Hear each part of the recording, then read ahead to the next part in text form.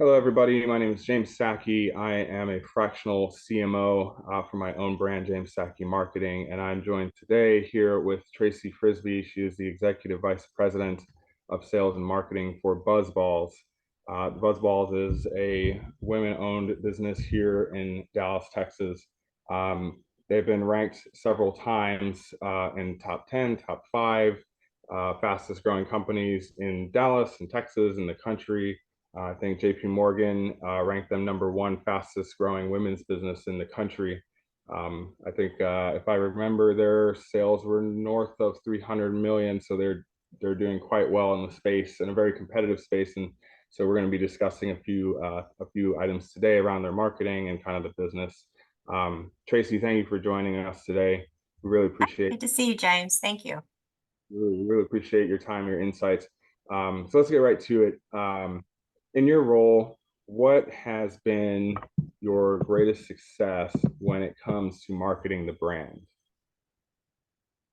I think really it's our authentic approach to how we market our brand, and our consumers pick up on that authenticity and become our own brand ambassadors. It's been fun to see how consumers have embraced our brand. It's become a lifestyle brand for them, and it's very personal for them. And they, again, go out and then create content for our brand. So I think it's amazing to look at the content that's been created by consumers that actually has been much more productive than I think any paid ad could ever produce. I think we've all seen the statistics that people believe friends and family, even I would say internet personalities that they trust far beyond any ad that they could be served. So we've been very blessed that the authenticity of how we present our brand has been embraced by the consumers, and that they've just taken it and run with it. Yeah, definitely. It's definitely more desirable and more powerful, I think, too, in my experience, my opinion, getting that user-generated content versus paid. It's definitely more authentic. I know customer experience is a lot better, a lot stronger when it's like that as well. Um, what about areas of struggle? Where has it been a bit of a struggle? If you can kind of shed light on that. Everybody has always got some of the same challenges, especially as marketers. So if you could shed a little light on that, what's been a struggle? I think a really common struggle in the alcohol industry is just you have 50 sets of regulations to deal with here in the US, and then we have expanded globally. We're operating in about 27 different countries, or have sales in 27 countries. So you have a different set of marketing laws to abide by across the US, and then internationally as well. So just ensuring that you're staying on top of all the regulations and that you are obeying those regulations. Here in the US, we are part of a group called Discus, so the distilled industry group that we self-regulate how we market and advertise our alcohol brands, and we take that very seriously. I see a lot of newer entrants and smaller companies into the alcohol category that don't follow those regulations, and I think they're taking a big risk. So that it's up to them, but I'd say we have a low risk tolerance when it comes to not following guidelines by the T. So I mean, from a marketing standpoint, I just think regulations make it tricky. But again, we want to make sure that we're being safe and only delivering our ads to people of legal drinking age, and being at events where the majority of the people are over the age of 21 here in the US. From a sales standpoint, it's just kind of that slow build to gaining authorizations and national accounts. So that does take some time when you're a smaller company. If you're a large established alcohol company, or even outside of alcohol, just in consumer goods, you generally have a better shot at getting your new items or a new brand into shelf space, into these national accounts. If you're new and up and coming, you have to prove yourself. And it's been a long road for us to gain the authorizations in these national accounts. So you think like 7-Eleven and Walmart and Kroger, Circle K, and just kind of across grocery and convenience stores. So uh, that's it's fun, but a little frustrating just because it takes so much time. And again, if you're a bigger company, you kind of get that authorization and you get into thousands and thousands of new stores or sets kind of over what seems like overnight versus the slow build that we've had to go through. Hmm.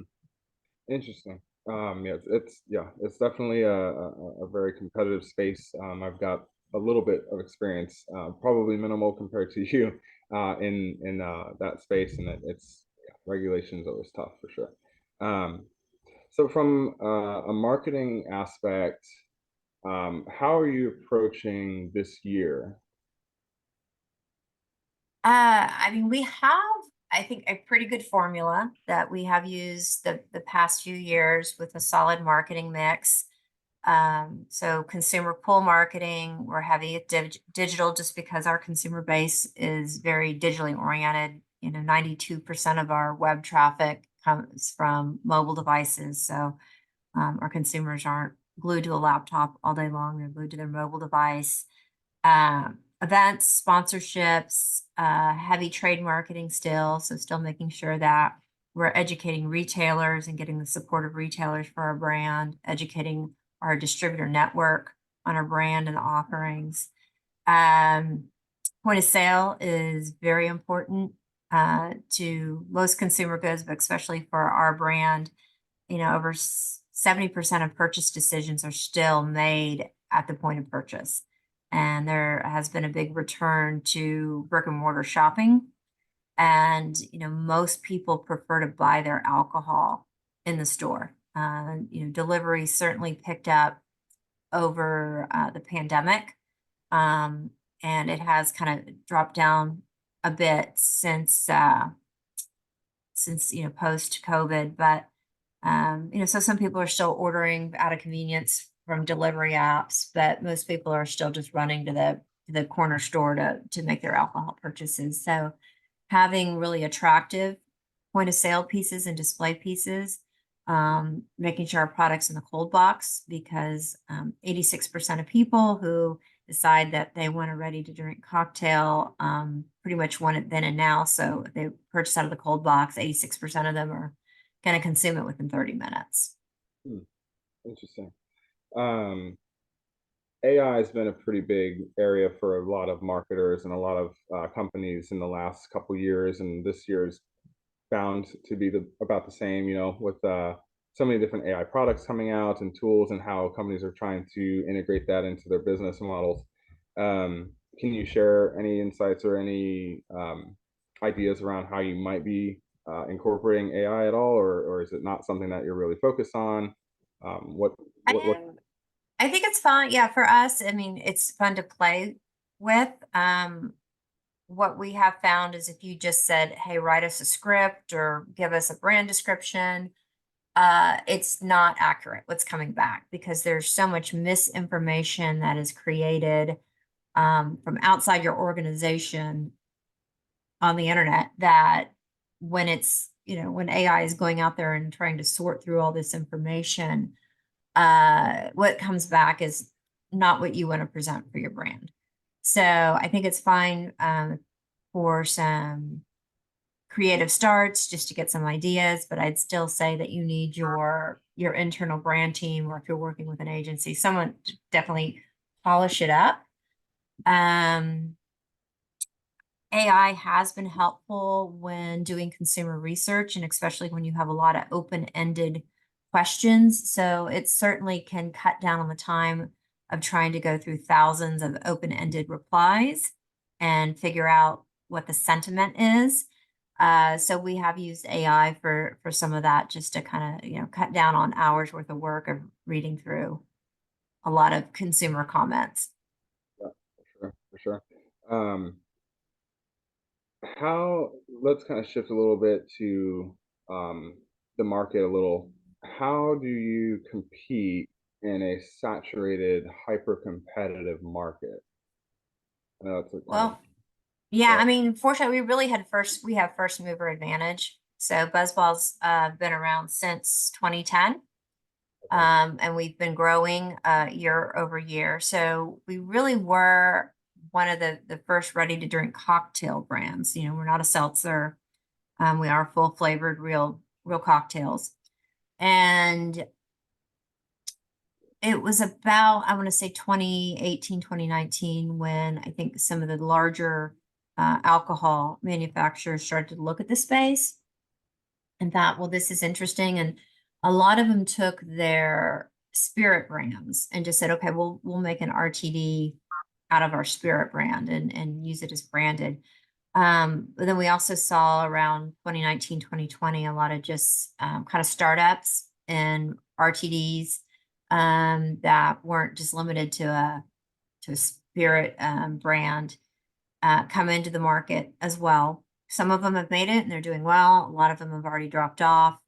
So I think just first mover advantage has been really important to us. And then also just having a really unique package because, you know, Buzzballs, I think I've got pictures behind me, but, you know, when you look at a cocktail that's in the shape of a ball and, you know, and this is patented, it is trademarked, so, you know, nobody else can use this packaging or style of packaging. It just makes the product very memorable for consumers as well versus just being in a small can or a slim can. You know, it just, I think those brands have a tendency to blend together and not stand out in the mind of the consumers. Yeah, yeah, for sure. I definitely agree with you there too, and I've always loved the packaging like that too. It definitely does stand out and makes it more memorable. Very key points for the audience there to kind of understand how some of these tactics to compete, especially when it comes to saturated markets. Definitely, RTDs, ready to drinks, alcohol, beverages, all that is extremely competitive. So, good insights there. What, and we were kind of just touching on this a little bit, but if you could, maybe we can go a little deeper into the brand. What makes Buzzball different? How is that built into your strategy for marketing? Yeah, well, obviously, very unique packaging. We have a large portfolio as well. So we have about 15 active cocktail flavors at any time. So everything from the basic margarita to some really unique like dessert blends. Our last holiday limited time only or LTO item was Cookie Nookie. Basically, it was like a liquid spice cookie. It was really nice for the holidays. So we're always inventing, I think, like new cocktails and new flavors. So we will have some, you know, the traditional offerings as well, but just coming up with like new to world. So innovation, I think, has really makes us different. Um, we're high alcohol content. So alcohol by volume or ABV is how alcohol brands are like measure that the amount of alcohol in there. We're 15%. So if you look at the seltzers out there, they're about 4.5%, about the same as a beer. Um, so just I think having a higher alcohol content and staying true to like a bar crafted cocktail. I think we all know our favorite probably Mexican food spots that have some killer margaritas, right? And you have one and you definitely know that they put some tequila in there, right? So we stay true to the bar crafted cocktail recipes as well. So that definitely makes us stand out. For sure. And then from from a branding point or in your relationship building with your audience, your customers, how would you describe how Buzzballs is different there? Yeah, it's the personality. The brand has a fun persona. It's a little cheeky in its humor. We've had some interesting and fun names over the years. So I think our latest holiday offering, Cookie Nookie, kind of lends to, you know, sense of humor that that the brand has. And again, that high ABV. So people know it for the content as well. So it just makes it fun because we don't take ourselves seriously. This brand is about getting together with friends and having a good time. Even though a lot of our core consumers are just buying Buzzballs and keeping them in their fridge and having one good drink at night when they're relaxing. But yeah, it's just about like this is a good quality drink and we don't take ourselves too seriously and we're not stuffy and great product for camping or tailgating or just enjoying it out on the patio with friends or again alone on the couch watching TV with your cat, so those occasions kind of are pretty broad. I like it. Yeah, it definitely is a fun brand for sure. I definitely for sure. So you kind of touched on this a little bit earlier. What mix of channels do you focus on? Are you focusing on like digital partnerships, influencer events? Kind of talk to us a little bit about the mix there of channels that you kind of focus on broadly. Yeah. So heavy on digital, and invest quite a bit into social media, especially just since our core consumer demographic really spends a lot of time on their mobile device and a lot of time on social media. So most of our advertising there again is going to be fun, a little bit of lifestyle, a little cheeky to draw people in. We really want to draw people to our product finder on our website. I think we had almost 12 million people visit our website in 2023 to find the product. So we know our ads are driving people to engage and to look to see where they can make the purchase and where we can track the clicks through to the retailer and the purchases and get that closed loop information. We are doing so. So we know that that is working. We have used some influencers for Buzzballz where it's a little lighter for us, just again, because we believe in the authenticity of the brand and don't want to, I guess, Right. come off as having to pay people to say the brand is good. So again, we've really benefited from user generated content. We looked at our last stats on TikTok. And again, we're not on TikTok. We don't promote on TikTok. It's all user generated content. And there was some over 70 million views of Buzzball content on TikTok. So, again, what we're doing, I think, through legal channels of like Facebook and Instagram, even Snapchat can be age gated now. That is creating a little bit of a stir, and then people are creating their own content and posting it kind of all over. But TikTok's definitely been a sensation for us. So I do a lot of event marketing. So we like to sponsor concerts for sure, because especially if they're going to be selling alcohol brands at the concert, and then have our brands included in the concession sales. We do sponsorships as well. So we're sponsoring LSU for the next few years. So pretty excited about that. That's been a great partnership for us.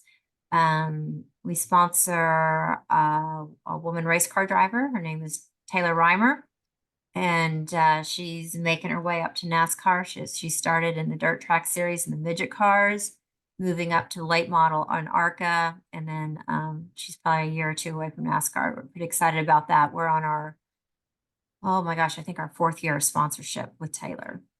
Oh, that's awesome. I didn't know anything about that. I just recently was watching the Netflix series that came out on NASCAR. It was awesome. Like I've never followed NASCAR or anything like that. I follow Formula One myself, but that's pretty cool to know that you guys are sponsoring a woman driver coming up to NASCAR. That's awesome. We'll Yeah, definitely, so it's pretty eclectic, but we look for things that are interesting and that we think are a good match. And when we met Taylor when she was a senior in college at OU, and she was a cheerleader and she had grown up racing, and during COVID, she couldn't cheer. There wasn't as cheer events, so she went back to racing and just fell in love with it and decided that that was going to be her career. So when she graduated, she went full time into racing. So we've been there with her since before she even graduated from college.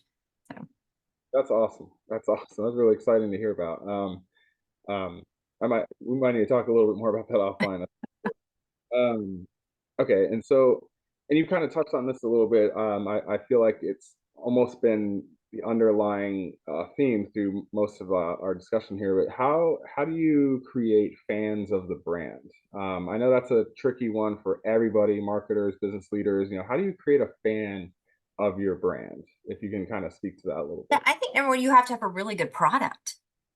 Yeah, You can try to buy as many influencers as possible and convince people to go try your product. But if they buy it and they don't like it, they're not going to come back. They're not going to give you their dollars a second time. So we know now our repeat purchase rate is 61%, and it has a high frequency of repeat purchase. So what I would say is, we are a bit of a polarizing brand. We are, higher in alcohol content than most ready to drink beverages out there. We have a lot of bold flavors. But what we find when we talk to our consumers, they like the bold flavors, they like the variety, they like the choices, they like the high alcohol. So I think for those people that have bought the product and it was too hot, the number one complaint would be it was too strong of a drink for them. So that's fine. If that was your complaint, that's legitimate.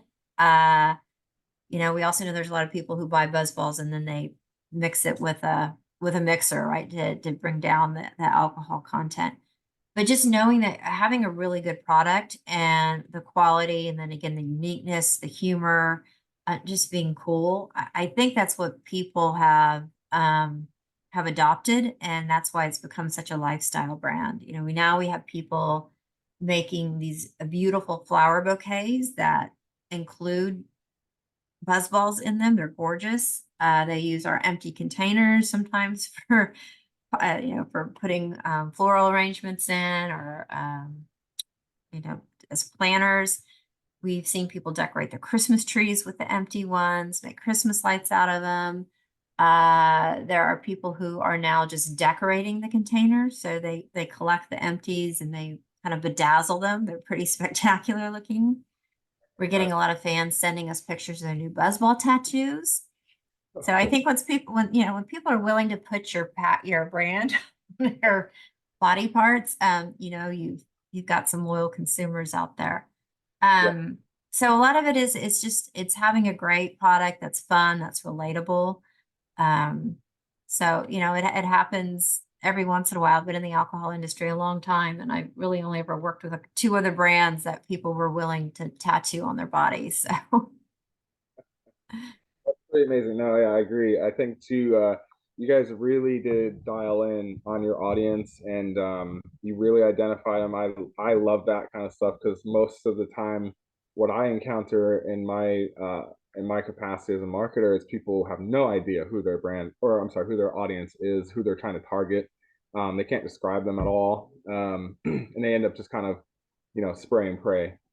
I think you guys have nailed it on your target audience, and you stay true to that, like you kind of talked about through our discussion today. It's like keeping the fun in the brand and staying true to it being a lifestyle and such. And like you mentioned a moment ago, how your, for example, the alcohol content is higher. Some people don't like that, and that's okay. And you don't try to you know appease everybody, because that doesn't work very well when it comes to marketing. And I don't think either that it works very well to staying true and being authentic, like you mentioned at the beginning of our discussion. So I think you guys definitely nailed that. So it's pretty awesome. yeah, and I think we really, when we look at like who our consumer is, and it really is, they have a persona that matches our brand.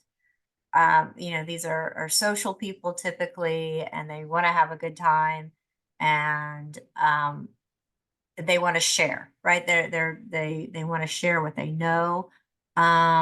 So when I look at, like, when we get pictures in from our consumers. I mean, they range from, let's say, from 21, 22 to 70. And but what you see when they're sharing their pictures with you is just they're having fun. They're having a good time. We got invited to a wedding. I think 2 weeks ago we got a wedding invite for a couple in California that said that Buzzballs were part of their first date and it's been part of their relationship. So I guess we'll be sending a representative to their wedding in the summer. Um, that's awesome. That's pretty strong. That's pretty strong. I like Yeah, that.